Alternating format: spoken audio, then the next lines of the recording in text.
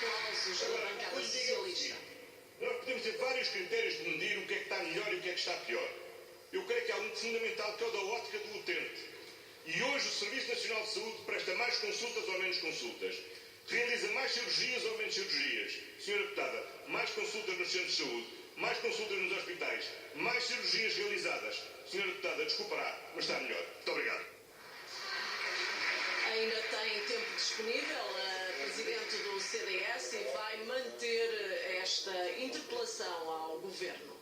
Muito obrigada, Sr. Primeiro-Ministro. Eu digo a verdade. O Sr. Primeiro-Ministro é que não lhes disse a verdade. Quando aparentou que tudo estaria bem e depois, na prática, não foi capaz de legitimar as expectativas criadas. Sr. Primeiro-Ministro, eu nas conversas que tenho com os enfermeiros digo exatamente isso, que connosco certamente que as coisas teriam sido feitas de maneira diferente e muito mais gradualmente, porque não faríamos certamente aquilo que o senhor fez, que foi uma medida que veio penalizar não só os utentes, porque não, eles hoje têm mais tempo de espera pelas consultas, mais tempo de espera por cirurgias e são sim penalizados por greves que põem em causa cirurgias e põem em causa consultas. Sr. Primeiro-Ministro, connosco pode ter a certeza que a verdade existiria do primeiro ao último minuto. Consigo. Isso infelizmente não acontece. Deixe-me perguntar, tenho várias outras perguntas sobre saúde, desde logo, quando é que e quantos centros de responsabilidade integrados é que pediram uma autorização para serem abertos e para quando é que isso vai acontecer? Olhando para as unidades de saúde familiar, quantas do tipo B é que já pediram para ser abertas e quantas é que estão autorizadas? Só para ir a mais alguns tópicos, Sr. Primeiro-Ministro. Uma marcação cerrada do CDS relativamente às questões da saúde, a exigir resposta ao Governo sobre as mais diferentes matérias. Sugerindo que a senhora Deputada tenha mais perguntas. Para dizer o seguinte, todas as vezes estavam em condições de ser foram reclassificadas e a meta que estabelecemos para esta legislatura das 100 novas USFs é a meta que nós iremos cumprir. Muito obrigado, senhor. Já é habitual este ping-pong pergunta-resposta com alguma crispação entre o CDS e o Governo. Estão à espera da autorização do seu Governo.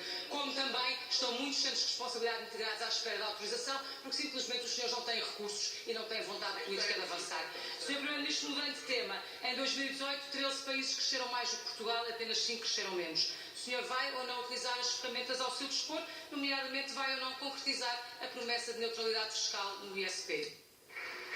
É uma questão que também o PSD trouxe aqui, a questão do aumento do preço dos combustíveis.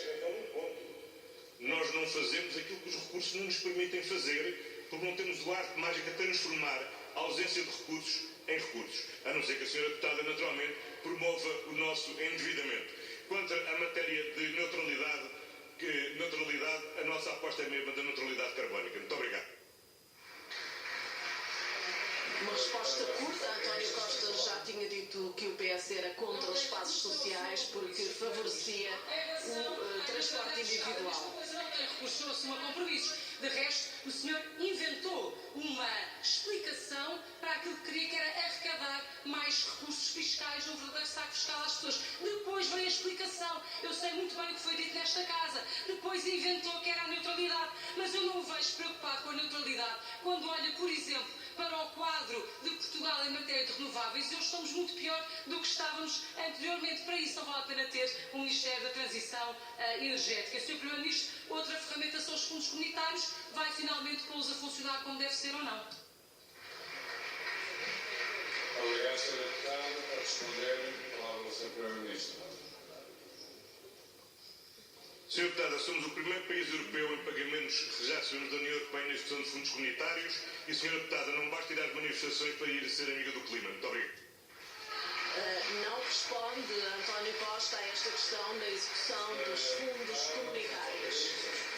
A Associação Cristas tem já apenas 17 segundos, mas vai utilizá-los. Sabe que o seu Programa Operacional de Sustentabilidade e Eficiência de Recursos, o tal Programa Amigo do Clima, tem uma execução de apenas 20%. Sr. Primeiro-Ministro, quando olhamos, por exemplo, para aquilo que o CDS apresentou neste Parlamento, foi um fundo para a emergência das alterações climáticas e que foi chumbado. Sr. Primeiro-Ministro, o senhor olha para o clima, mas esquece de olhar para o país e a zona do globo mais exposta resposta às alterações climáticas. Isto sugere não apenas mitigação, mas adaptação das alterações climáticas. E sobre isso o Governo diz zero. Pergunto-lhe qual é o plano neste momento em marcha para uma seca que existe. Qual é o plano? O que é que está a pensar fazer aos agricultores que neste momento já não podem instalar determinadas culturas? Qual é o seu planeamento? Ele não existe, não o tem e, portanto, a sua visão é muitíssimo redutora. Sr. Primeiro-Ministro, uma última questão. O senhor...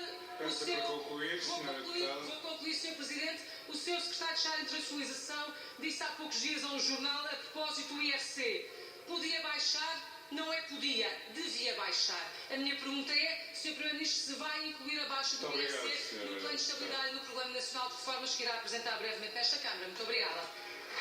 O IRC, a baixa do IRC, a terminar esta interpelação do CDS ao Governo. Senhora Deputada Assunção Cristas. Pois é, Senhora Deputada.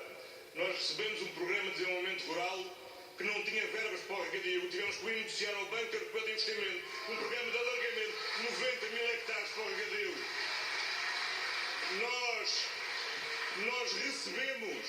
Nós recebemos uma floresta do eucalipto liberalizado e tivemos que fazer a reforma da floresta para pôr na ordem a eucaliptalização da floresta.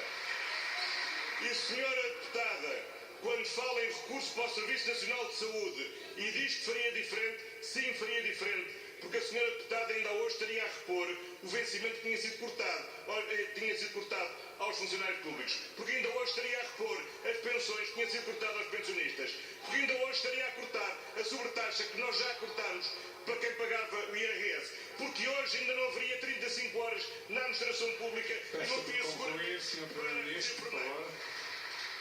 E para concluir, e sobretudo, Sra. Deputada, não haveria mais 1.300 milhões de euros que há hoje no Serviço Nacional de Saúde e continuaria a cortar no SNS para promover a saúde privada, como se fez na sua proposta de lei de base da saúde. Muito obrigado.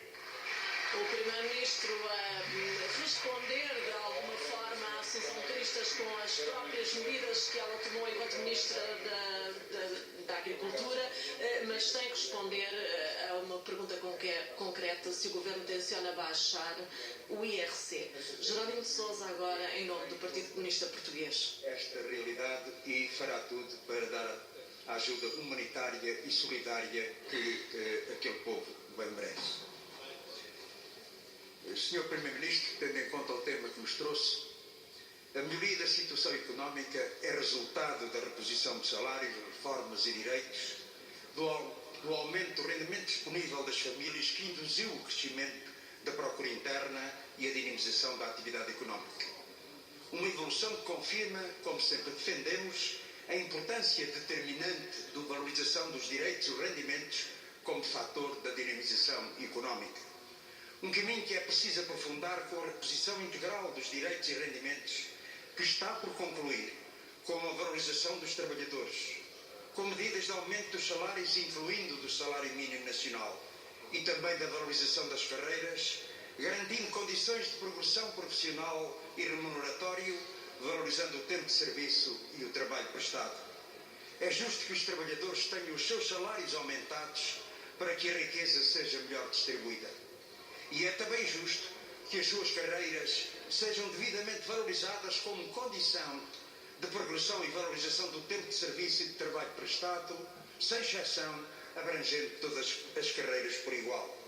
É preciso que o Governo tenha em conta a indignação dos trabalhadores a quem o Governo decidiu aumentar os salários, mas apagar os pontos que permitiriam a progressão das suas carreiras. Nada obrigava o Governo a fazer isto e isso é uma decisão errada. Impedir a progressão e apagar o tempo de serviço com o pretexto do aumento do salário é errado. O aumento dos salários deve acontecer a par da valorização das carreiras, considerando os mais novos, mas não desvalorizando nem ignorando aqueles que trabalham há dezenas de anos e cujo trabalho deve ser plenamente reconhecido. Essas são as medidas necessárias para levar mais longe a reposição de direitos e rendimentos e a valorização do trabalho e dos trabalhadores que está na origem do crescimento económico. O crescimento económico ficou, contudo, aquém do que era necessário e possível para recuperar anos de atraso e ultrapassar déficits estruturais, desde logo o déficit produtivo. Pesaram negativamente as opções do Governo ao aceitar os constrangimentos impostos pela União Europeia, os critérios do Tratado Orçamental, que o Governo levou mais além, designadamente o critério do déficit, com impacto negativo no investimento e um serviço da dívida severamente condicionado e que está a refletir-se numa visível tendência de menor crescimento. O país demorou 10 anos para recuperar, em termos reais, o nível de produção de 2008, mas o PIB que temos hoje tem uma estrutura bem diferente e porventura pior. Portugal é hoje um país fortemente dependente do comportamento da procura e da oferta dos nossos principais parceiros comerciais, o que não pode deixar de ser motivo de grande preocupação para o país. Portugal precisa de crescer muito acima do que hoje cresce e de se libertar dessas amarras. Mais do que nunca é importante que o nosso país se possa libertar das amarras do déficit e da dívida, para que o país possa apostar na renovação e ampliação do aparelho produtivo, no aumento do poder de compra das classes trabalhadoras, na melhoria das infraestruturas produtivas, no aumento da produção nacional, na substituição de importações por produção nacional. Por isso perguntamos, que medidas vai o Governo tomar para defender os nossos setores produtivos e aumentar a produção nacional? Como vai defender, e em particular, as nossas pescas, a nossa agricultura, o nosso setor leiteiro, para que possam criar mais emprego e criar mais riqueza, aproveitando as potencialidades do país. Muito obrigado. Questão sobre o crescimento económico, depois de Jerónimo de Sousa ter classificado como errada a medida tomada pelo Governo de aumentar salários dos funcionários públicos, mas de congelar as carreiras. Tenho a certeza que daqui a uns anos, quando se olhar para esta legislatura, porventura muitas das medidas que foram decisivas para cada uma e para cada uma das portuguesas, ao longo destes anos, uma reposição deste salário ou daquela pensão, a redução da taxa social, agora o programa dos passos sociais, os manuais escolares gratuitos, mais do que as medidas isoladas, aquilo que será retido é que nesta legislatura tivemos uma vitória histórica sobre a visão do modelo de desenvolvimento que a direita apresentava ao país.